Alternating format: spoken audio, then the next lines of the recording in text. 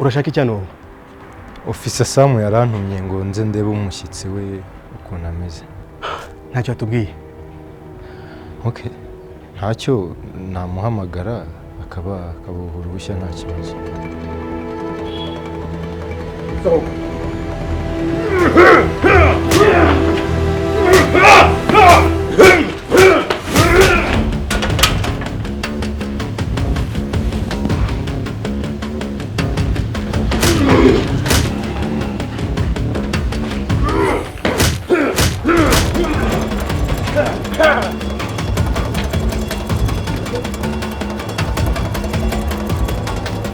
Umuntu waruri hano ari hehe?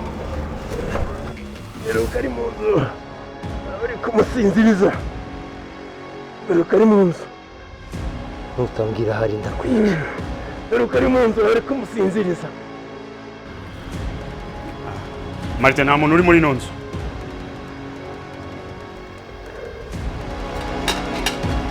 Urabizi ko nanjye ubwanyeneye umwana. Ariko ibyo bintu bivuga ngo ngiye gutwitisha umuntu ngo hanyuma ngo uzajye gutegereza ubwo so umwana azizira guteka ruwanjye. Ariko urukundo. Ubwo buryo burizewe kandi burasanzwe. Niki kizanye ko umwana ruwanjye?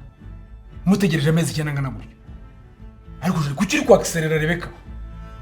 Aburahamu na Sara bategereje imyaka tutazi umubare myinshi. Byarangiye Imana ibahaye umwana. Niba rero twaragenewe kuzabyara, yes tuzabyara. Niba nta mwana tugenewe, it's okay, bo ntawe nyine. Kuki tugomba gufosinga? Kumva Aburahamu se niso cyane so wanyu kugira ngo tumenye ko ari karande zo mu muryango zizazenguruka natwe zikatugeraho tukabyara. Rebe ndakwiye. Nongere ngo nkwiyamye uhereye none. Nundi munsi. Nijye utanga abana. Niba utabashe kubyara nanjye ntubashe kwihangana so kujye gushaka umwana handi. Uri muranyumva? Hasoni. Kwanza bivugiye imbere mushiki wanjye. Jeri uri muranyumva? Jewe guherejo. Dambi ikidodo cyawe n'agasuzuguro kawe n'amatiku yawe. Uhereye ejo ugenda tangira process ya divorce. Divorce? Hasoni. Ndatangira process ya divorce. Uzashaka bana handi. Fumbere yigire wahereye nasoni.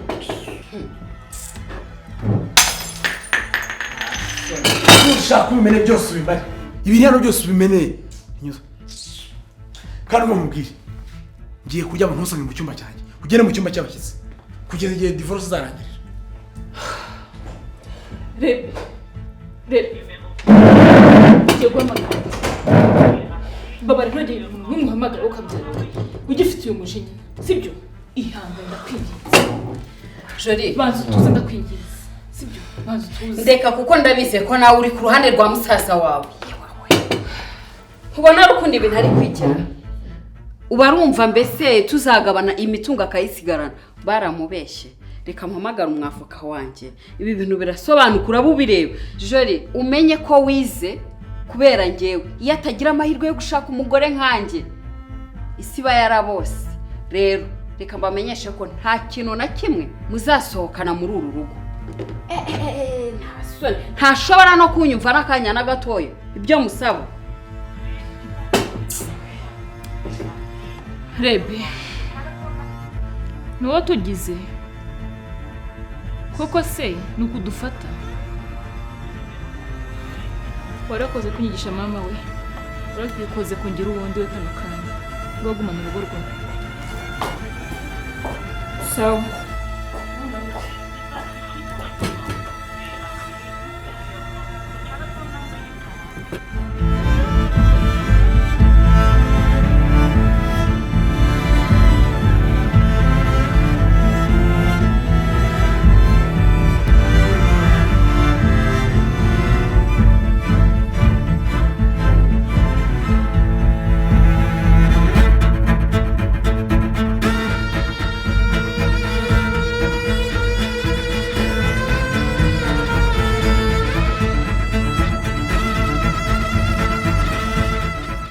Gabriel hagaransohoke nivire muri modoka yawe. Umva Kristo mbabarira nawe. Ubuse aka kanyura abona nahita nagusiga hano se nkusigaye gukora iki?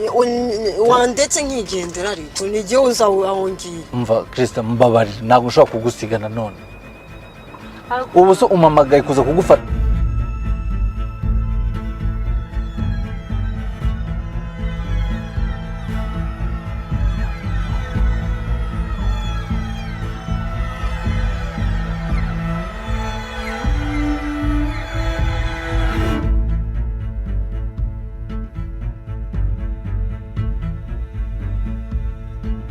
reka nisohokere uranshaka nkikareko waretse nkasohoka nkagenda ubundi ndaguma hano muri iyi modoka yawe muri iki njyewe ndeka ngende ntabwo nkikwifuza Gabriel ntabwo nkikwifuza ntabwo nzi icyo ushakaho pe fungura ino modoka sohoka gira vuba nisohokere ariko Krista ibyo bintu niwe uri kubivuga none se urabona ari nde uri kubivuga atari Krista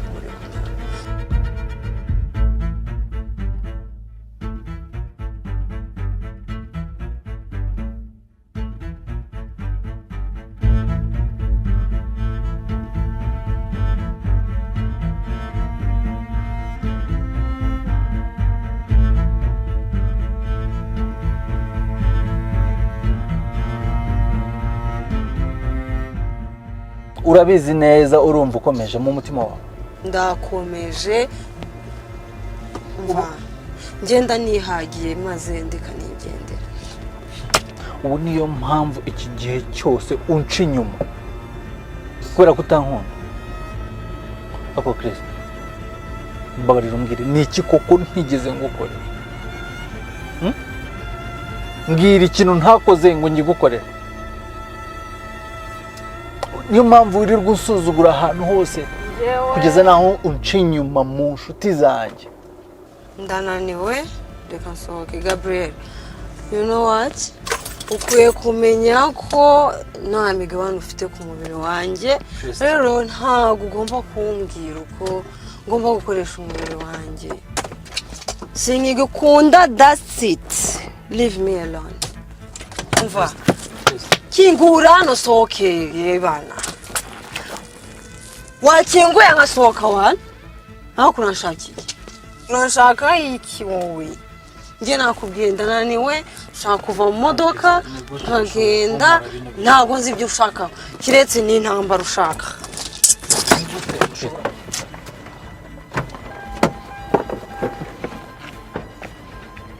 Krista mbabarira wumve mbabarira mu munota reka tuganire none se ubu hano hantu ndagusigaye koko reba hano nawe ureba mu muhanda aya masaha njyewe nta kibazo mfite ni wowe ufite ikibazo nakubwiye ndeka ngende ni jyewe uzahongiye Krista mbabarira nkubaze ikibazo cye baza vuba ngende Krista nibura wigeze unkunda ushaka kumenya ukuri ushaka kumenya ukuri ndagushaka njyewe sinkunda ndaharara naguharaye ubu ndakurambiwe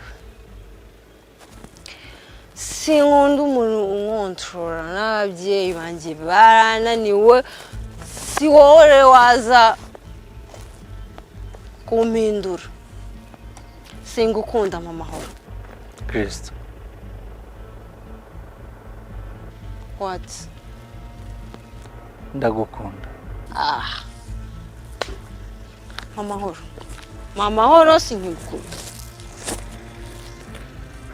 Krista ni wowe bye goodbye kuki umbabaza taxi bye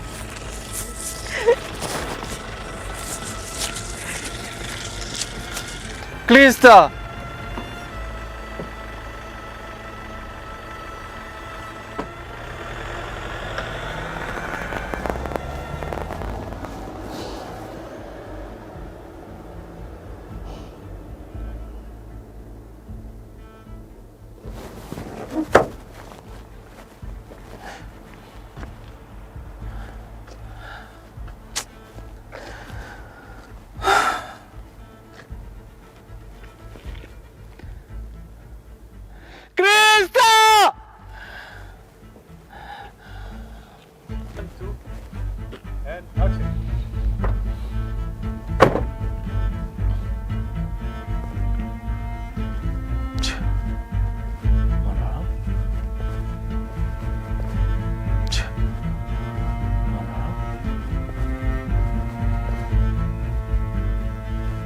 Yaburiwe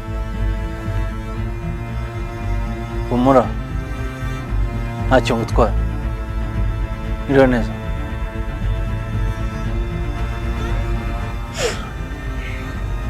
hey how are you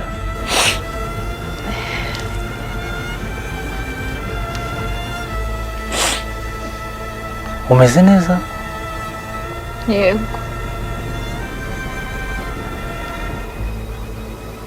ntuse ko ngusanze hano uri gutega bisi cyangwa hari umuntu utegereje nta na kimwe muri ibyo kuko sinzi niyonge none se wari uvuye he ugiye he sinzi pe reka ngende umva buretse humura rega ntabwo nkwifuriza ikibi ntabwo ndi umuntu mubi niba hari uwari ugiye dore mfite imodoka nshobora kukugeza aho wari ugiye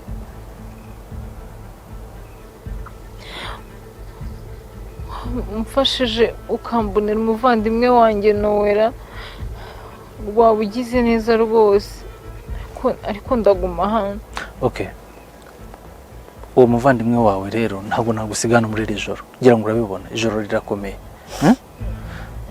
unyizeye nakwereka ahantu ushobora kurambika umusaya ntabwo aho uryama rwose iri joro sibyo ejo umuvandimwe wawe tuzamushaka wenda guma hano kuko hano hateranira abantu benshi nibucya wenda haraboneka umuntu nzi anjyana iwacu cyangwa azi Nowera ntabwo rero nava hano umuntu ukuzi okay anyway mbabarire nta kintu kibi nakwifurizaga pe cyokoza nanjye nta yindi gahunda nari mfite ngiyemo ntabwo ngusiga hano nanjye ndaguma hano nese kubanze kunyizera turebe ko nibura utakomeza kugira ikibazo hano utahahurira n'abantu babi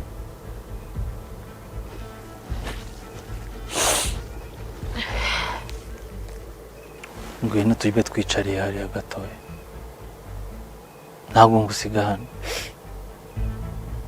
humura rega ugende neza hano harimo amahwa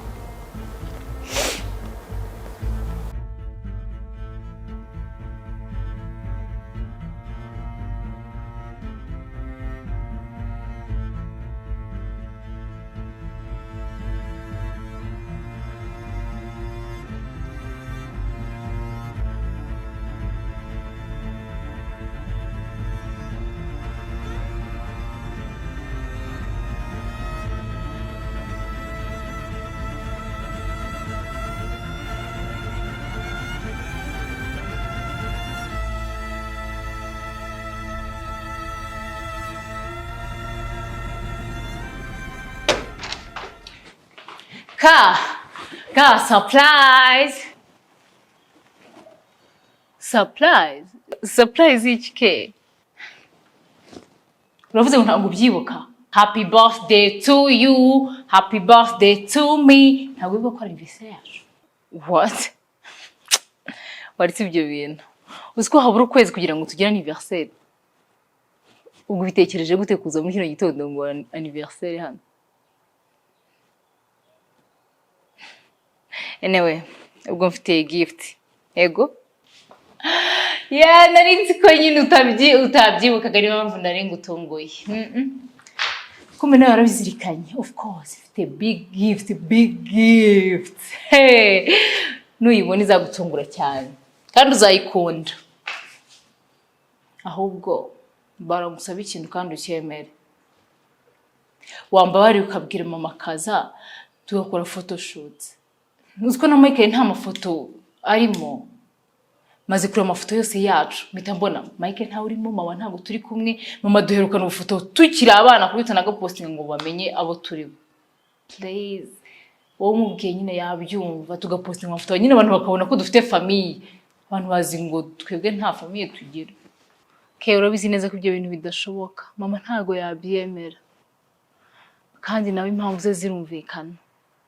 Ahubwo icyo twakora wenda twazasohokana na Mike tukifotoza nyine, nawe nzakuhereza gift nziza cyane, sibyo? Ndaza kwitegura kuko numva ukwezi ari kunini ntaba nayiteguye none, ariko bindi mu mutwe ngomba kugutegurira gift nziza cyane. Ariko nawe ubitekereje kare, urumva atari byo tuzasohoke? Basi ubwo tuzakora photoshoot turi kumwe na Mike gusa. Okay. Noneho ikindi kimwe kandi cyo ntabwo uri bucyange, sibyo? Mbarureke nkwereke gift nshaka kuma, ndabizi ko ubishoboye, yego wabasha kuyima, ariko umpereze gift ngiye nshaka, ntumpereze iyo ushaka kuko rwose utazamvangira. No.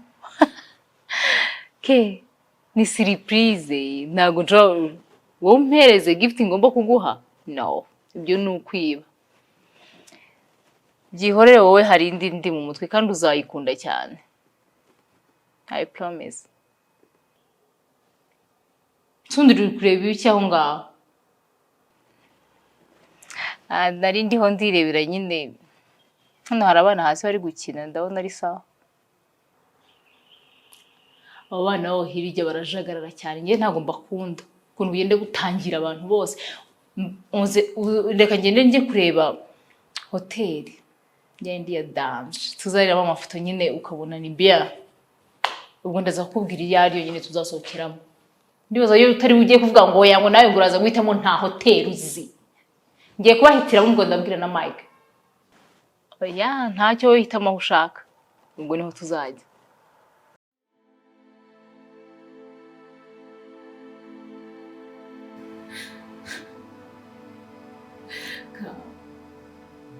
None suribuka ko umunsi wa anniversaire yacu wageze. Nizere ko aho uri hose umeze neza. Happy birthday my twin. I love you. I love you. I love you so much. And I miss you. I miss you, Ka. I miss you.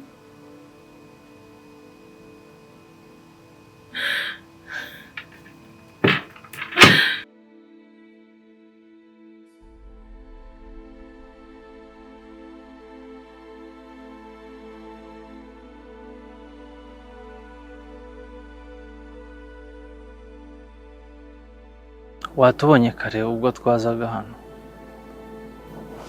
Yego.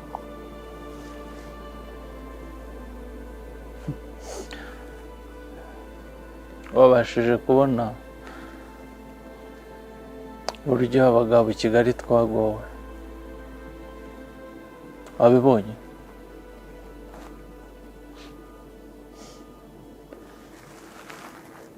I really love that girl. Ariko sinzi impamvu ntacyo ntakoze. Ndamwinginga, ndamutakambira, mwereka ko mukunda mu bikorwa, mu magambo.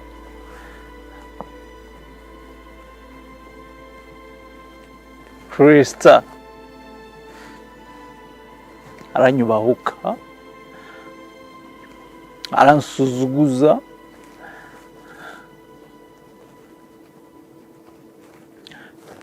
Uyu munsi nibwo nabonye n'amaso yanjye byandi nyarumva bavuga ngo Kigali bushe. Njyewe uyu munsi nabibonesheje amaso yanjye, mva umutima wanjye ugiye kumeneka. Uriya mukobwa nta kintu na kimwe ntigeze nkora muri uyu mujyi. Naramukunze ariko we ntanyumva,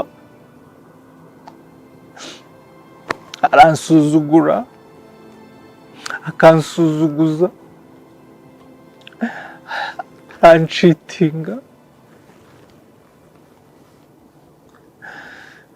Njye nibaza ariko kwereka Imana kuko yashyizeho urukundo. Chris, umunsi umutima wanjye wacitsemo ibice.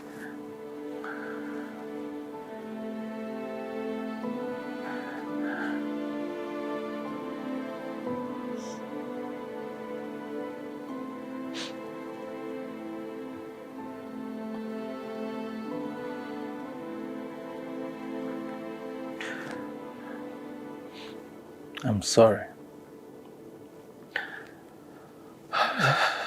Kuba nkubwiye ibi bintu byose ntabwo nagakwiye kubikubwira aribwo bwa mbere duhuye.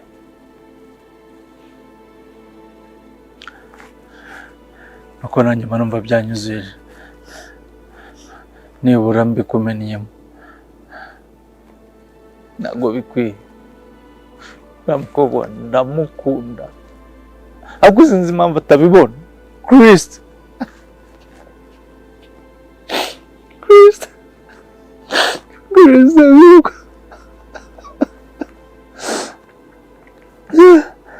Imbaraga zanjye zose nagushyizemo Chris.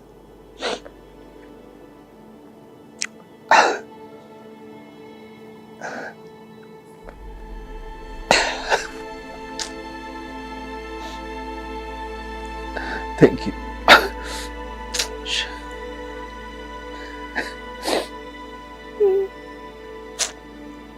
Uzi koko umuntu yagakwiye kurira nk'umwana ari umuntu w'umugabo.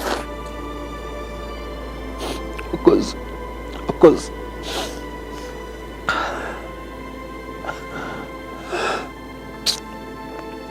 Urakoze. Nsha ni ukuri pe. Umutima wanjye urababaye pe. Uriya mwana w'umukobwa wabonye ndamukunda nkamukunda n'umutima wanjye wose. Ntacyo ntakora kugira ngo mbone umutima we.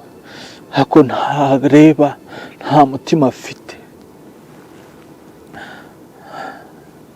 Nyamaje kuba igisenzegere gusa. Hari igihe mbasaba Imana imbabazi ngo nibura imbaraga zabasha kumwikuramo ariko bikananira. Ako Mana wabikoze uyu mugoroba kuko bigakunda.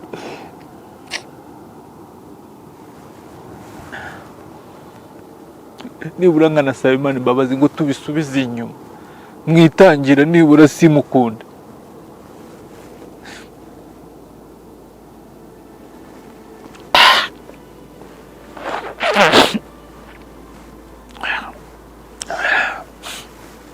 I'm sorry. Ibintu ntabwo n'ubwa mbere bimbayeho menya nari mbonye nanjye umunyamahanga nduhukiraho. Ntabwo nagakwiye kugushyiraho umutwaro nanjye nawe kandi mbona utorohewe. Ahubwo tumeze nk'abari mu kibazo kimwe.